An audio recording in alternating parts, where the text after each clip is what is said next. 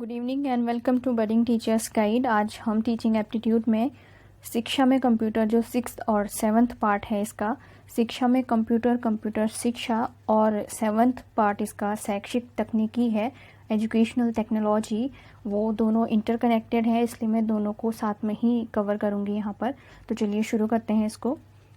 Computer शब्द जो ये कंप्यूटर वर्ड है, अंग्रेज़ी के इंग्लिश वर्ड कंप्यूट या कंप्यूटर से लिया गया है, जिसका अर्थ है गणना करना, किसी की गिनती करना। और इस कंप्यूटर को ठीक से काम करने के लिए सॉफ्टवेयर और हार्डवेयर दोनों की आवश्यकता होती है।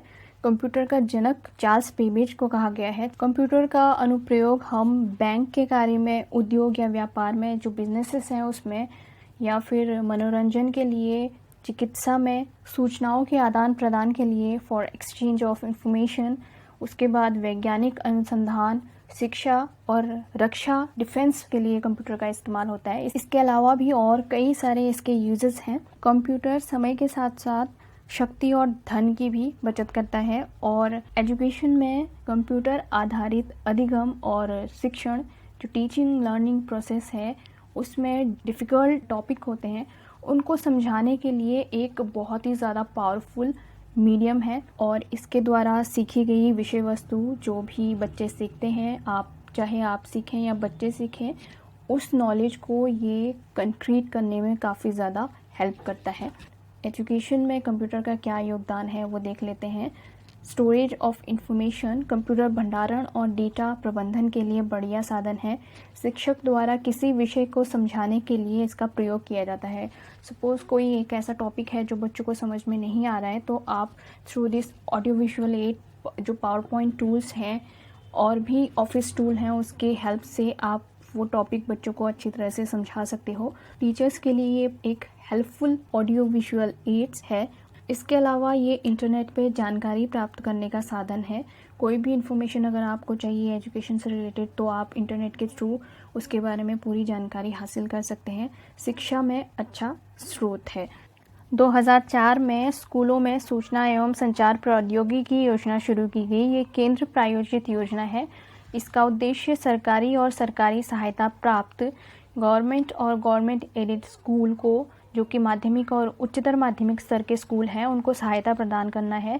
इसके साथ साथ नवोदय और केंद्रीय विद्यालयों में स्मार्ट स्कूल की स्थापना करना भी एक इसका उद्देश्य है। आगे बात करते हैं शिक्षा के क्षेत्र में कंप्यूटर का उपयोग। शैक्षिक निर्देशन और परामर्श में, शैक्षिक निर्देशन, एजुकेशनल गाइडेंस और काउंसलिंग में इसका उपयोग किया जाता है। कंप्यूटर में अभिलेख, जो रिकॉर्ड हैं, विवरण हो गया, मनोवैज्ञानिक परीक्षण, जो टेस्ट लिए गए हैं, उनकी सूचना और परिणामों को स्टोर किया जाता है। और ये जो रिकॉर्ड्स हैं, इनको इस्तेमाल कर बच्चों की कमज़ोरियों को पहचाना जाता है।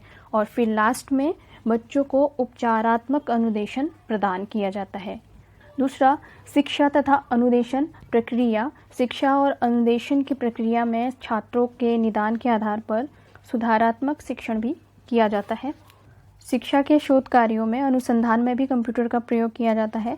वहाँ पर डेटा कलेक्ट करना और उन्हें स्टोर करना, अनुसंधान के लिए जो हिस्टोरिकल रिकॉर्ड्स हैं उसके लिए भी इंटरनेट का उपयोग करना इसके अंडर आता है। और शोध कार्यों में प्रदत्तों के विश्लेषण करने में भी कंप्यूटर का यूज़ किया जाता है।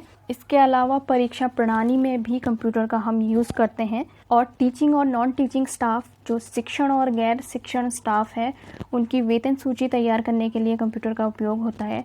समय सारणी तैयार करने के लिए, टाइम टेबल बनाने के लिए कंप्यूटर का हम यूज़ करते हैं। बच्चों का एकेडमिक रिकॉर्ड रखने के लिए हम कंप्यूटर का यूज़ करते हैं। उनके रिपोर्ट कार्ड, प्रोग्रेस रिपोर्ट, इन सभी का जो डाटा है उसको हम कंप्यूटर में स्टोर करके रखते हैं। और स्कूल और क्लासरूम के इंफ्रास्ट्रक्चर का रिकॉर्ड रखने के लिए भी हम कंप्यूटर का इस्तेमाल करते हैं। इसके अलावा बहुत सारे इसके यूजेस हैं।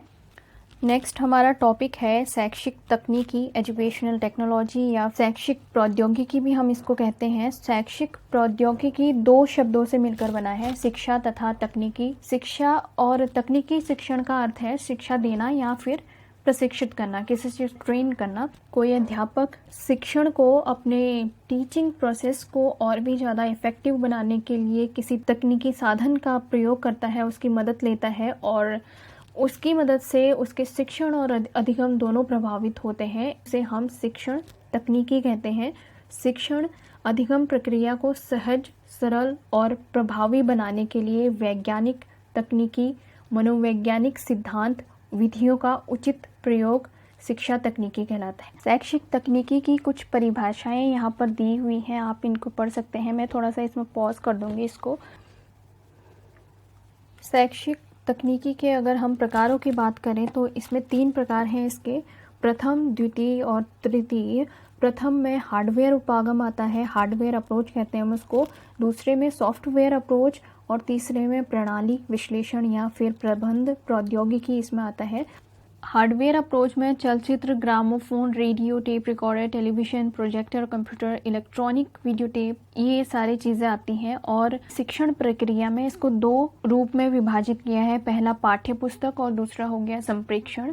पाठ्य पुस्तक में अचल चित्र और चल चित्र आते हैं। अचल चित्र में जो चलने वाले नहीं है, मतलब जो चलते नहीं है, यानी कि पिक और मैप, पिक्चर्स और मैप का यूज़ करके इसमें बच्चों से कम्युनिकेट किया जाता है। और दूसरा चलचित्र हो गया। चलचित्र में अलग अलग फिल्म वगैरह जो एजुकेशनल फिल्म है उसके थ्रू बच्चों को इन्फॉर्मेशन या कोई नॉलेज दी जाती है। और संप्रेक्षण वाले में आकाशवाणी, दूरदर्शन और कंप्यूटर हो गया, इनका इस्तेमाल किया जाता है सूचना प्रदान करने के लिए। और ये मोस्टली डिस्टेंस लर्निंग, दूरस्थ शिक्षा में प्रयोग होता है। हार्डवेयर उपकरण की ही आगे मैं बात करूंगी। हार्डवेयर उपकरण में 3 प्रकार हैं, सिरोतक, प्रक्षेपक, चित्र विस्तारक या फिर चलचित्र। जो ओवरहेड प्रोजेक्टर है आपके सर के ऊपर होता है, उसमें बड़ा प्रतिबिंब बनता है, जो भी वहाँ पर पिक्चर होगी उसका बड़ा प्रतिबिंब बनता है। और प्रस्तुतिकरण में ये सुविधाजनक होता है, बनाने में सुविधाजनक होता है और छात्रों में सीखने की जिज्ञासा को ये पैदा करता है। चित्र विस्तारक में छोटे मानचित्र या चित्र हो गए, उनको बड़े आकार में विस्तृत करके दिखाया जाता है। जो आपकी बुक है, आपका कोई बुक में कोई मैप है तो आप उसको उसके चित्र विस्तारक के थ्रू आप उसको बच्चों को समझा सकते हो, जूम कर सकते हो आप उस चीज़ को। और चलचित्र आपका मोशन पिक्चर हो गया, कोई मूवी होगी, एजुकेशनल मूवी होगी, आप उसके थ्रू उसको बच्चों को दिखा सकते हैं। जो ये सॉफ्टवेयर उपागम है, इंस्ट्रक्शनल टेक्नोलॉजी या टीचिंग टेक्नोलॉजी या फिर बिहेवियरल टेक्नोलॉजी हम इसको कहते हैं, इसमें मशीनों का हम प्रयोग नहीं करते। इसमें सीखने और सिखाने के लिए जो मनोवैज्ञानिक सिद्धांत है उसका प्रयोग करते हैं। और व्यवहारिक रूप से शिक्षण के सिद्धांत, शिक्षण की विधियाँ, प्राविधियाँ और जो रीइंफोर्समेंट और इवैल्यूएशन है उसके थ्रू हम विद्यार्थियों के व्यवहार में परिवर्तन लाने की कोशिश करते हैं। और तीसरा शैक्षिक प्रौद्योगिकी, तृतीय या शैक्षिक तकनीकी को हम प्रणाली विश्लेषण के नाम से भी जानते हैं। सॉफ्टवेयर और हार्डवेयर दोनों उपागम का प्रयोग हम इसमें करते हैं और इसमें शिक्षण प्रक्रिया और उसके प्रशासन और प्रबंधन का अध्ययन और विश्लेषण उचित ढंग से इस उपागम में किया जाता है। आगे बात करते हैं शैक्षिक तकनीकी के प्रकृति के बारे में। शैक्षिक तकनीकी स्वयं से सीखने को बढ़ावा देती है, ये हमें खुद से सीखने के लिए ये मोटिवेट करती है। शैक्षिक तकनीकी अधिगम की प्रक्रिया को अधिक सरल और सशक्त बनाती है। शैक्षिक तकनीकी शिक्षा पर विज्ञान तथा तकनीकी के प्रभाव को प्रदर्शित करती है। दोनों साइंस एंड टेक्नोलॉजी के प्रभाव को ये यहाँ पर प्रदर्शित करती है। शैक्षिक तकनीकी का उद्देश्य सीखने सिखाने की प्रक्रिया को विकसित करना है। जो लर्निंग और टीचिंग प्रोसेस है उसको डेवलप करना इसका एम है। शैक्षिक तकनीकी के विकास के फलस्वरूप शिक्षण में नवीन शिक्षण विधियों तथा नवीन शिक्षण तकनीकी का विकास हुआ है। शैक्षिक तकनीकी शिक्षा को दूर दराज के इलाकों में फैलाने में सहायता करती है। जो दूरस्थ इलाके हैं वहाँ पर ये शिक्षा को दूरवर्ती क्षेत्रों में सुगम बनाने में सहायक है। ये दूर दराज वाले इलाकों में इसको फैलाने में सहायता करती है। चलिए इसके क्वेश्चन आंसर देख लेते हैं। सबसे पहला, शिक्षा में कंप्यूटर का प्रयोग होता है परीक्षा परिणाम की घोषणा में, शिक्षा प्रशासन में, विद्यार्थियों को पढ़ाने में या इन सभी के लिए। तो इन सभी के लिए हम कंप्यूटर का यूज़ करते हैं एजुकेशन के फील्ड में। इसका सही उत्तर होगा डी, इन सभी के लिए। दूसरा प्रश्न है, भारत में निर्मित प्रथम कंप्यूटर है जो इंडिया में फर्स्ट कंप्यूटर बना था, उसका नाम क्या है? ऑप्शन है आपके परम 1000, परम 1000, परम, अनुपम या फिर सिद्धार्थ। तो सही उत्तर है डी, सिद्धार्थ। सिद्धार्थ पहला भारत में निर्मित कंप्यूटर है। तीसरा प्रश्न, प्रथम कंप्यूटर सिद्धार्थ का निर्माण किस वर्ष हुआ? आपके ऑप्शन है इसमें 1956 1956 में, 2000 में, 2010 या फिर 1980 में। सही उत्तर है 1956 में, 1956 में सिद्धार्थ का निर्माण हुआ था। प्रश्न 4, कंप्यूटर साक्षरता दिवस कब मनाया जाता है? इम्पॉर्टेंट है। सबसे पहला 21 दिसंबर, 15 अगस्त, 18 दिसंबर या फिर 2 दिसंबर। तो कंप्यूटर साक्षरता दिवस हम 2 दिसंबर को मनाते हैं। इसका सही उत्तर होगा डी, 2 दिसंबर। अगला प्रश्न है, एडुसेट प्रक्षेपित किया गया था। ये 2014 स्क्रीनिंग का, इससे पहले जो स्क्रीनिंग एग्ज़ाम हुआ था उसमें एक क्वेश्चन था, फर्स्ट क्वेश्चन था आई थिंक। तो इसके ऑप्शन है 2001, 2002, 2004 या फिर 2005। इसका सही उत्तर है 2004। 2004 में इसको प्रक्षेपित किया गया था। नेक्स्ट क्वेश्चन है, ओवरहेड प्रोजेक्टर होता है। ओवरहेड प्रोजेक्टर वाला क्वेश्चन भी शायद लास्ट के स्क्रीनिंग में आया था। ऑप्शन है आपके कठोर शिल्प, कोमल शिल्प, दोनों या फिर कोई नहीं। तो ये कठोर शिल्प के अंतर्गत आता है, तो इसका ऑप्शन होगा ए, कठोर शिल्प। प्रश्न 7, शैक्षिक प्रौद्योगिकी से अभिप्राय है, जो एजुकेशनल टेक्नोलॉजी है उससे क्या अभिप्राय है? मशीनों का उपयोग, दृश्य श्रव्य सामग्री का उपयोग, कला व विज्ञान में मध्यस्थता या फिर कोई नहीं। ऑप्शन आपका सी सही होगा, कला और विज्ञान में मध्यस्थता शैक्षिक प्रौद्योगिकी का अर्थ है। नंबर 8, ओवरहेड प्रोजेक्टर का उपयोग होता है अचल चित्रों में, चलचित्रों में, पारदर्शियों में या फिर इन सभी में। तो ओवरहेड प्रोजेक्टर जो हमारे सर के ऊपर होता है उसका हम उपयोग चलचित्रों में करते हैं। तो इसका ऑप्शन होगा बी, चलचित्रों में। क्वेश्चन 9, शैक्षिक प्रौद्योगिकी का प्रथम उपागम माना जाता है हार्डवेयर उपागम, सॉफ्टवेयर उपागम, प्रणाली विश्लेषण या फिर कोई नहीं। तो इसको पहला उपागम कहते हैं हम इसको। तो पहला उपागम हार्डवेयर उपागम होता है, ए इसका सही उत्तर होगा। प्रश्न 10, निम्न में से एक सहायक शिक्षण सामग्री में मल्टीमीडिया साधन नहीं है। जो मीडिया, मल्टीमीडिया यानी कि कंप्यूटर या टेक्नोलॉजी या एंटरटेनमेंट से हम इसको जोड़ रहे हैं।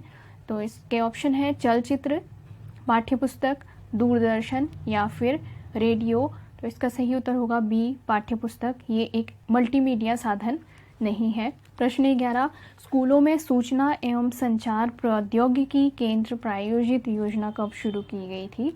इसके ऑप्शन है जून 2004, मई 2004, दिसंबर 2004 या फिर जनवरी 2006। तो इसका सही उत्तर है दिसंबर 2004 में ये योजना शुरू की गई थी और ये योजना सरकारी और सरकारी सहायता प्राप्त विद्यालयों को आईसीटी खोलने के लिए सहायता प्रदान करती है। अगला प्रश्न, शैक्षिक प्रौद्योगिकी सहायता करती है समय बिताने में, आपके टाइम पास के लिए, शिक्षण को उपयोगी बनाने में, संप्रेक्षण में या फिर काम बढ़ाने में। तो शिक्षा के क्षेत्र में शैक्षिक प्रौद्योगिकी, एजुकेशनल टेक्नोलॉजी हमें शिक्षण को उपयोगी बनाने में सहायता करती है। इसका सही उत्तर होगा बी, शिक्षण को उपयोगी बनाने में। तो ये थे इम्पॉर्टेंट क्वेश्चन शैक्षिक तकनीकी और शिक्षा में कंप्यूटर के। नेक्स्ट टॉपिक शिक्षण, व्यवसाय और कार्य संतुष्टि होगा। आज की इस वीडियो में इतना ही। आप मुझे इंस्टाग्राम या फेसबुक में भी फॉलो कर सकते हैं। धन्यवाद।